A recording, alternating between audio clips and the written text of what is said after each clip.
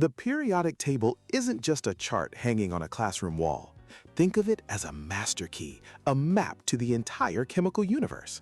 An element's address on this grid reveals its secrets, how it behaves, what it reacts with, and even what it looks like. The layout is a grid. Horizontal rows are called periods. As you move across one, properties change dramatically. But the real magic is in the vertical columns, the groups.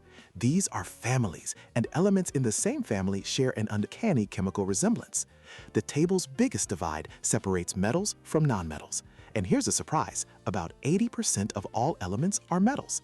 They're the shiny, malleable conductors of electricity and heat filling the left and middle of the chart. Over on the far right are the nonmetals, often dull, brittle insulators.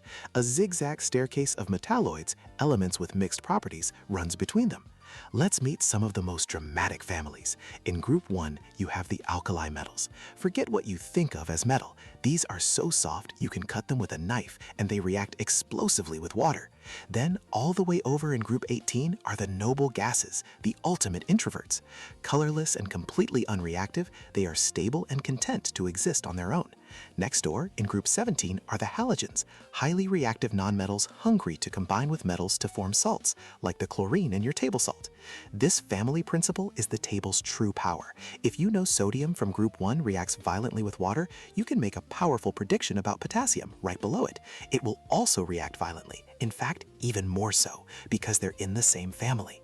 That's the elegance of the periodic table. It transforms a jumble of 118 elements into a structured, logical system. It's not just a list of names, it's the ultimate cheat sheet for the fundamental rules of matter.